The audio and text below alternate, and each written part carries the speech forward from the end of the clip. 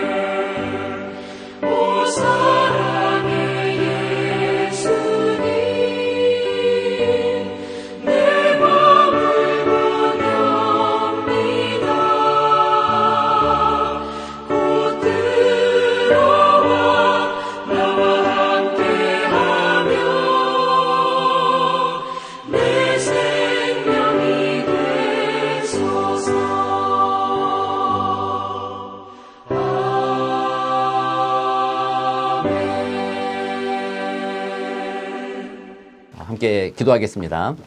참 사랑과 은혜가 많으신 하나님 감사합니다. 귀한 아침에 주의 말씀 앞에 있습니다.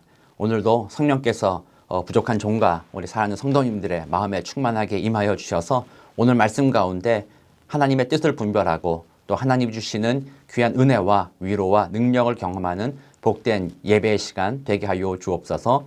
감사드리며 살아계신 우리 구주 예수 그리스도의 이름으로 기도드립니다. 아멘. 네, 오늘 우리에게 주시는 하나님의 말씀은 사사기 10장 10절에서 18절까지 말씀입니다. 제가 읽어드리겠습니다. 이스라엘 자손이 여호와께 부르짖어 이르되 우리가 우리 하나님을 버리고 바알들을 섬김으로 주께 범죄하였나이다 하니 여호와께서 이스라엘 자손에게 이르시되 내가 애굽 사람과 아모리 사람과 암몬 자손과 블레셋 사람에게서 너희를 구원하지 아니하였느냐. 또 시돈 사람과 아말렉 사람과 마온 사람이 너희를 압제할 때에 너희가 내게 부르짖음으로 내가 너희를 그들의 손에서 구원하였거늘 너희가 나를 버리고 다른 신들을 섬기니 그러므로 내가 다시는 너희를 구원하지 아니하리라. 가서 너희가 택한 신들에게 부르짖어 너희의 환난 때에 그들이 너희를 구원하게 하라 하신지라. 이스라엘 자손이 여호와께 여쭈되 우리가 범죄하였사오니 주께서 보시기에 좋은 대로 우리에게 행하시려니와 오직 주께 구하옵나니 오늘 우리를 건져내옵소서 하고 자기 가운데에서 이방 신들을 제하여 버리고 여호와를 섬기매 여호와께서 이스라엘의 곤고로 말미암아 마음에 근심하시니라. 그때에 암몬 자손이 모여서 길르앗에 진을 쳤으므로 이스라엘 자손도 모여서 미스바에 진을 치고 길르앗 백성과 방백들이 서로 이르되 누가 먼저 나가서 암몬 자손과 싸움을 시작하랴 그가 길르앗 모든 주민의 머리가 되리라 하니라. 아멘.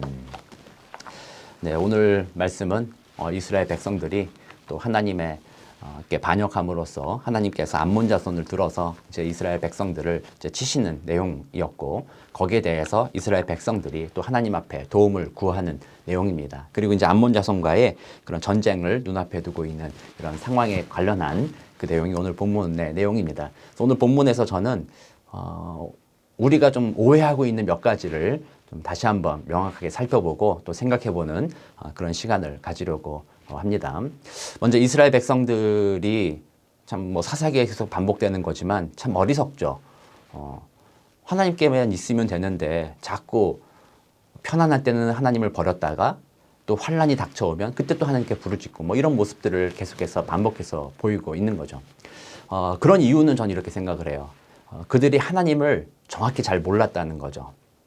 그러니까 인간의 생각으로서 하나님을 생각하는 거예요. 그러니까 정말 하나님의 존재 자체가 어떤 분이신지, 만유의 주제요, 천지의 창조자시요, 모든 것을 섭리로 다스리시는 하나님, 이스라엘 백성뿐만 아니라 이방인들까지도 그 하나님의 손 아래 있다라는 그 사실을 이 이스라엘 사람들도 잘 몰랐다라고 생각이 들어요.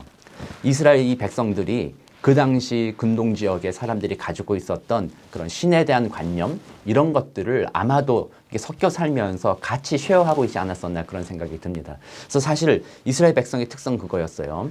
하나님에 대해서는 특별하게 우리를 도우시는 우리의 하나님이다라는 것은 알았지만 그 하나님의 주특기, 어떻게 보면 주 분야가 있다라는 거예요. 주된 분야는 유목할 때, 그러니까 떠돌이 다닐 때에 먹이시는 일들, 유목의 신이다라는 거 하나. 그 다음에 그러므로 다른 사람과의 전쟁이 많은데 그 전쟁에서 승리케 하시는 하나님이다. 그래서 전쟁의 신이다. 뭐 이 정도로 이해했었던 것 같아요.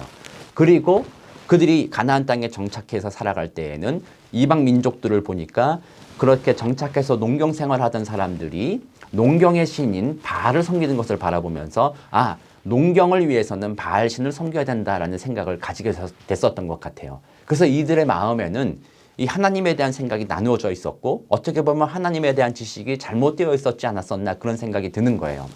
그러므로 평안할 때는 이렇게 농사를 짓고 그 소산을 먹을 때에는 제일 중요한 게 뭡니까?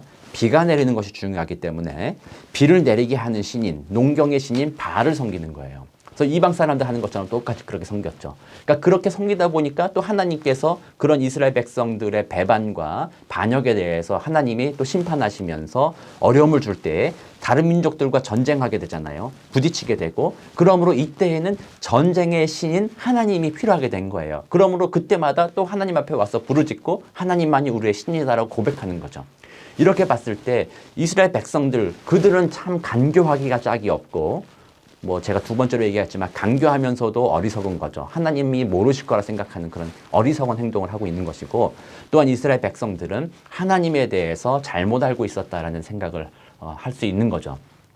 그래서 하나님을 아는 것이 지혜의 근본이다. 이런 말할 때 단지 하나님이 뭐 천지의 창조주 아신, 뭐 하나님이 우리 아버지입니다. 이런 거 아는 차원이 아니라 하나님을 안다는 것은 정말 하나님이 누구신지를 아는 거예요.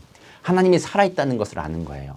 마치 제가 어떤 유명한 어떤 목사님이나 유명한 어떤 그 배우나 이런 사람들을 그냥 안다라는 것이 아는 게 아니잖아요. 그들의 이름을 아는 것은 아는 게 아니잖아요. 진짜 아는 것은 그들과 친밀한 교제 가운데 삶의 모든 것을 나눌 수 있는 것. 그게 바로 친밀하게 안다라는 의미잖아요. 그러므로 우리 하나님을 아는 것은 정말 그 모든 것을 알아야 되는 거예요. 그런데 이스라엘 백성들은 하나님에 대한 오해를 가지고 있었다는 거죠. 그래서 오늘날 우리도 생각해 보면은 마찬가지 모습인 것 같아요. 하나님은 교회에만 계시다고 생각하는 경우예요. 하나님은 성도들 만날 때만 하나님이다라는 거죠. 하나님은 거기에 머물러 있다라고 하나님의 경계를 우리가 스스로 짓는 거예요. 그래서 교회 나올 때는 하나님께 예배하고 경배하고 하나님을 찾고, 또는 우리가 힘들 때 도우시는 하나님, 힘겨울 때만 하나님을 찾는 거죠. 그러나 평상시에 우리의 삶의 현장에서는, 직장에서는, 또는 가정에서는, 또는 학교에서는 하나님은 좀 거기에는 없어. 거기는 그 필드에서는, 그곳에서는 그곳을 다스리는 신이 따로 있어. 오늘날에 그곳을 다스리는 신이 누구예요? 지식이다, 테크놀로지다, 뭐 돈이다, 이런 것들이겠죠. 그래서 사람들이 교회에 와서는 하나님을 섬기지만 일상에 돌아가서는 자신의 경험과 지식과 세상의 테크놀로지, 돈과 이런 권력, 이런 것들이 거기를 다스린다고 생각하고 거기를 숭배하고 거기에 이끌려 살아가는 삶을 사는 것. 그것이 바로 이스라엘 백성들이 가졌던 하나님과 바알신에 대한 그 오해, 하나님을 잘 알지 못했고 우상을 섬길 수밖에 없었던 그들의 뭐 어떻게 말하면 패러다임, 그것을 오늘날 우리도 공유하고 있다는 사실이에요. 그래서 오늘날 우리가 본문을 통하여서 다시 한번 확인해야 되는 것은요, 하나님은 단지 교회에만 계신 하나님, 단지 믿는 자들에게만 있는 하나님이 아니라 온 천지를 주관하시며 다스리시는 정말 유일하신 창조주요, 유일하신 주관자요, 천지의 주제시요, 하나님 참신이시다라는 사실을 우리가 기억해야 됩니다. 그러므로 우리의 모든 삶의 영역을 다 그분 앞에 맡기고 그분의 주권 앞에 내려놓고 그렇게 사는 것, 그것이 하나님에 대한 바른 이해라고 말할 수 있는 것이죠. 그래서 이런 하나님의 이해를 우리 가지고 있어야 되는데, 우리 인간이다 보니까 그런 하나님의 이해를 머리로는 알고 있지만 삶 속에서는 실천하지 못하는 연약한 존재라는 사실을 우리가 좀 기억할 필요가 있습니다. 그래서 저는 오늘 첫 번째 포인트는 하나님에 대한 이해를 새롭게 하자. 하나님은 모든 곳에 언제나 섭리로 다스리시며 존재하시는 유일하신 참신이시다라는 사실들. 그래서 우리의 마음을 자꾸 우상들에 빼앗기지 않도록 살아가는 것이 우리에게 참 중요한 일이다. 사실을 우리가 먼저 기억해 볼 필요가 있습니다. 두 번째로는 오늘 본문에서 보면 참 이렇게 논쟁을 할 수 있는, 논쟁을 좋아하는 사람이라면 이렇게 한번 탁 걸어가지고 한번 이거 말해봐 이거. 그래가지고 뭔가 마음을 휘법하고 뭔가 하나님에 대해서 흠집 잡으려는 게 딱 좋은 구절이 있어요. 13절이죠. 13절, 14절이에요. 너희가 나를 버리고 다른 신들을 섬기니 그러므로 내가 다시는 너희를 구원하지 아니하리라. 가서 너희가 택한 신들에게 부르짖어 너희의 환난 때에 그들이 너희를 구원하게 하라 하신지라. 이 말씀을 보면서 하나님이 거짓말 하시느냐 이렇게 얘기하는 거죠. 다시는 너희를 구원하지 아니하리라 이렇게 얘기를 해놓고 나중에 가면 구원하셨다는 거죠. 그러면 하나님이라는 존재는 거짓말을 안 하시는 분이라고 그랬는데 여기서는 거짓말을 하는 것이냐, 뭐 이렇게 걸을 수가 있는 거죠. 또 한편으로는 우리가 늘 알듯이 마음에도 없는 말을 하셨다라고 한다면 하나님이 마음에도 없는 말을 하시는 분이냐, 뭐 이런 식으로 해서 사실 요 구절만 가지고 하나님에 대한 속성, 하나님을 공격할 수 있는 기회로 삼을 가능성이 너무나도 커요. 그렇지만 저는 사실은요, 하나님을 향한 신뢰가 있는 사람이라면 사실 이 구절은요, 그리스도인들에게는 너무나도 은혜로운 구절이에요. 저는 이게 너무나도 은혜로운 구절이라고 생각을 해요. 왜냐하면 하나님도 감정이 있다는 사실을 보여주는 구절이기 때문이에요. 우리는 하나님을 생각할 때 냉혈한으로 생각해서는 안 돼요. 언제나 공의에 철저하신 하나님, 감정이 없으신 하나님.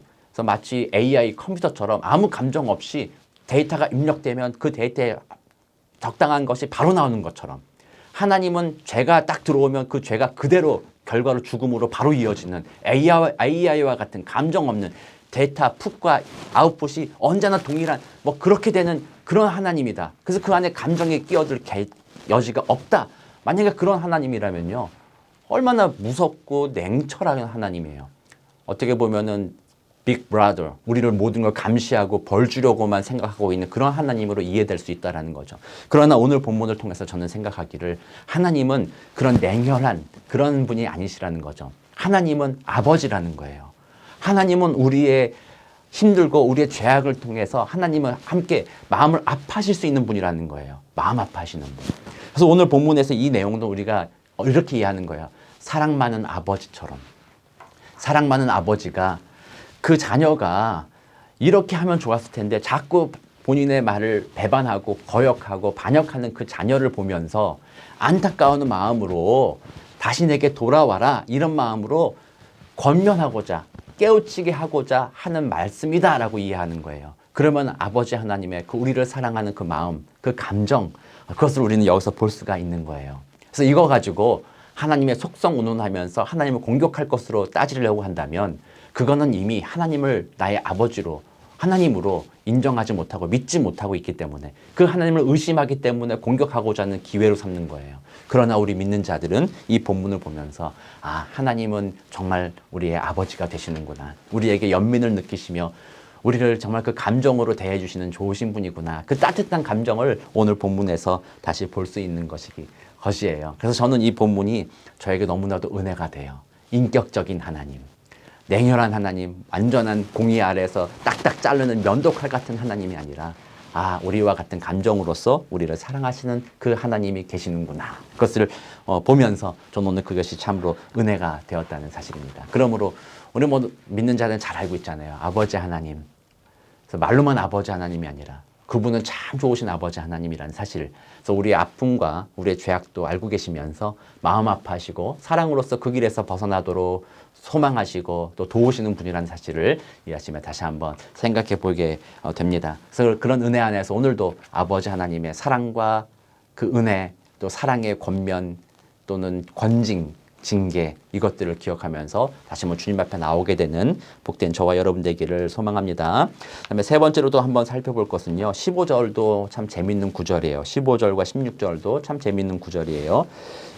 이스라엘 자손이 여호와께 여쭈되 우리가 범죄하였사오니 주께서 보시기에 좋은 대로 우리에게 행하시려니와 오직 주께 구하옵나니 오늘 우리를 건져내옵소서 하고, 16절 자기 가운데에서 이방신들을 제하여 버리고 여호와를 섬김에 여호와께서 이스라엘의 곤고로 말미암아 마음에 근심하시니라. 아멘.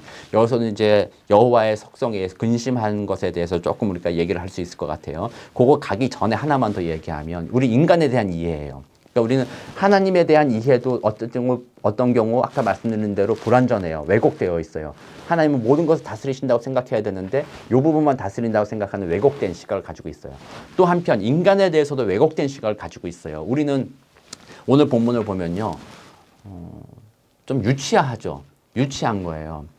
본인 스스로 회개하면 다 된다라고 생각하는 그런 모습들이에요. 인간들이 그런 마음을 많이 가져요. 회개하면 됐지, 뭐 회개하면 용서해 주시지, 뭐 이렇게. 그래서 회개가 하면 용서가 당연하게 뭐라고 그래야 될까요? 공식처럼 회개가 들어가면 용서가 당연히 따라오는 것, 뭐 이런 식으로 이해한단 말이에요. 근데 그거는 인간적인 생각이에요. 잘못된 생각이에요. 왜냐하면 이 회개가 충분한가를 우리 생각해 봐야 된다는 거죠.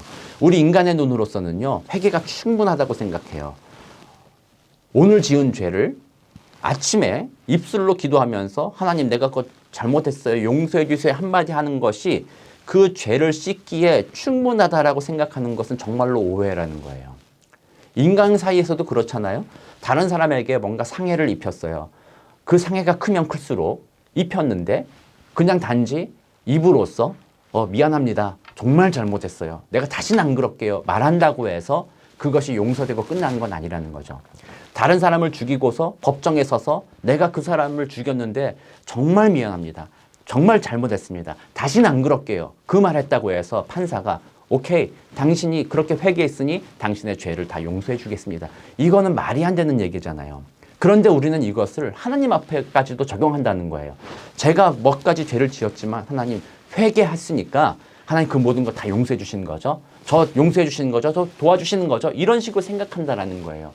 그렇게 생각하다 보니까 회개하는 내가 중심이 되는 거죠. 회개했으니까 용서해 주셔야죠, 하나님. 용서 안 해주면 내가 회개했는데 불의한 거 아닙니까? 이런 식으로 오해한다는 거예요. 그러나 사랑하는 성도 여러분, 저는 이렇게 생각해요. 우리의 회개는 우리의 죄를 다 용서받기에 불충분하다라는 거예요. 아무리 금식하며 눈물로 회개한다 하더라도 우리의 회개는 우리 스스로를 완전하게 정결하게 해서 하나님 앞에 나아가고 하나님의 도움을 받을 수 있게 만들 수 있는 그런 수단이 되지 않는다라는 사실들이에요. 그러므로 오늘 이스라엘 백성들이 회개했으니까 우리를 구해주세요 이렇게 말하는 거는 어떻게 보면요, 하나님 앞에 정말 땡깡 부리는 거예요. 말도 안 되는 얘기죠. 합당한 처벌을 받는 것이 당연한 것인데 나 회개했으니까 용서해 주시고 나 도와주세요. 이거는 하나님이 볼 때 공의의 차원에서 볼 때도 용납할 수 없는 일이라는 사실이에요. 그러므로 우리는 회개로서 하나님 앞에 의롭다 칭함을 받고 회개로서 하나님 앞에 나아갈 수 있는 그런 생각을 가져서는 절대로 안 돼요. 그것은 우리를 그렇게 인도할 수 있는 능력이 안 되는 거예요. 우리의 회개는 항상 하나님 앞에 불충분해요. 하나님 앞에서 죄라는 거는요, 우리가 말하듯이 뭐 도둑질한 죄, 뭐 경중이 있잖아요. 그러나 하나님 앞에서의 죄는요, 그런 경중이 사실은 크지 않아요. 어떤 죄라도, 작은 죄라도 하나님의 속성상 퓨어하신 하나님, 완전히 순전하신 하나님 앞에 어떤 작은 죄라도 드러나지 않을 것이 없고 그 죄가 드러나는 것에 죄에 대한 판결, 죄의 삭은 언제나 사망이라는 거예요. 죄의 삭이 회개다. 죄의 삭이 선한 행위다. 이렇게 말하지 않았잖아요. 죄의 삭은 사망이라는 거예요. 그러므로 하나님 앞에 우리가 아무리 한다고 해도 우리의 목숨을 내놓지 않는 한, 우리의 영혼의 죽음을 내놓지 않는 한 우리의 회개는 언제라도 불충분하다라는 거예요. 그래서 오늘 본문 16절에서 이스라엘의 공고로 말미암아 마음에 근심하신다고 했잖아요. 그들이 아무리 회개하고 돌아오고 뭐 한다고 하더라도 그들의 죄를 씻어주기에 충분하지 않기 때문에 그들은 그 죄 때문에 공고를 당하는 것이 당연한 거예요. 그래서 하나님은 그것을 보면서 당연하다 생각할 수 있는 거예요. 그런데 하나님이 근심하셨다고 했죠. 이 근심하셨다라는 말은 카차르라는 히브리어인데 이 의미는 shorten, 짧아지게 한다라는 의미예요. 짧아지게 한다. 그래서 뭔가 서두르게 한다, 뭐 이런 거죠. 그래서 마음의 공고를 보면서 하나님이 참을 수 없다라는 거예요. 그들이 고통당하는 것을 참을 수가 없다. 마음이 아프다. 이런 의미가 바로 이 근심하시니라는 표현이에요. 그래서 이걸 다시 정리해 보면 이스라엘 백성이 죄를 범하고 그들이 회개했을지라도 이 죄가 사라지지 않아 이 죄로 말미암아 곤고를 당할 수밖에 없는 거예요. 이 상황을 보면서 하나님이 마음이 근심한 거예요. 안타깝고 야 이거를 이들이 어떻게 해결해야 될까? 이것 때문에 근심하시는 거예요. 그러므로 이것을 해결할 수 있는 방법은 하나밖에 없는 거예요. 그것은 이들의 모든 그 죄악을 다 씻어줄 수 있는 수단이 필요한 거예요. 그거는 이 사람들의 회개에서 나오지 않아요. 그 수단은 바로 예수 그리스도, 하나님의 독생자이신 예수 그리스도가, 아무 죄 없으신 예수 그리스도가 이 모든 죄를 대신해서 십자가에 죽으심으로 말미암아 이 죄가 사라지는 효과가 발휘하게 된다는 거예요. 그래서 하나님이 근심하시며 그들의 그 죄로 말미암아 고통받는 것을 아파하시며 대안으로 하나님께서 보내주신 것이 바로 예수 그리스도의 십자가의 보혈의 공로라는 거예요. 그래서 오늘도 이 사사기에서 하나님은 이 근심 후에 이스라엘 백성들을 고쳐주시잖아요. 그때도 하나님은 이런 거예요. 택하신 백성을 사랑하기로 작정하셨기 때문에 그들 앞에 예수 그리스도, 앞으로 신약이 나올 일이지만 하나님께는 그 신약 시간이 중요한 게 아니에요. 하나님이 예수의 그 십자가의 공로를 이스라엘 백성 앞에 가지고 오신 거예요. 그렇게 하시면서 하나님의 전적인 뜻으로 이들의 죄를 용서하시고 구원해 주셨다는 사실이에요.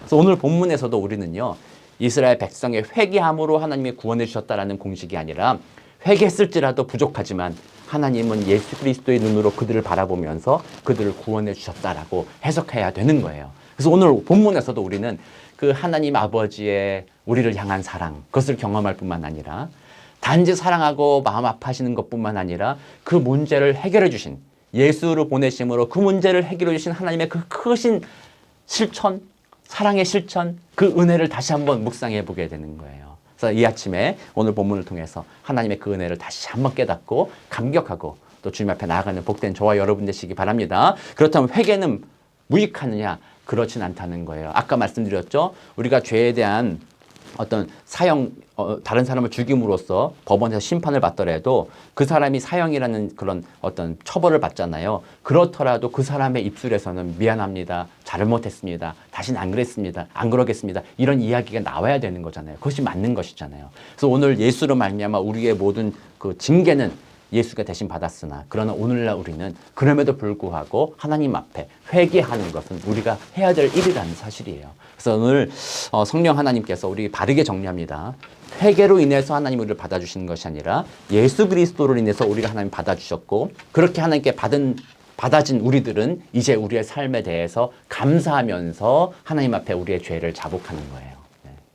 그게 바른 순서입니다. 그래서 오늘 전체 본문에서도 하나님께서 그런 은혜로 우리에게 베풀어 주신 것입니다. 그래서 오늘 하루 살아가면서 정리해 보면 모든 곳에 계신 하나님을 우리가 기억하고 믿음으로 살기 원하고 그럼에도 불구하고 우리의 마음이 나눠져서 자꾸 우상 숭배하는 우리의 모습을 바라보면서 그런 죄인인 우리를 예수로 말미암아 구원해 주신 하나님께 감격하면서 그런 모든 죄 씻어지고 하나님 자녀 되어 우리들이지만 우리의 그런 죄들을 주님 앞에 정말 사죄하는 마음으로 잘못했습니다. 또 회개하게 되는 복된 우리가 되기 원합니다. 이 모든 것이 하나님의 섭리 가운데 이루어지고 있고 하나님이 그것으로 인해서 우리에게 복을 넘치게 부어주실 것입니다.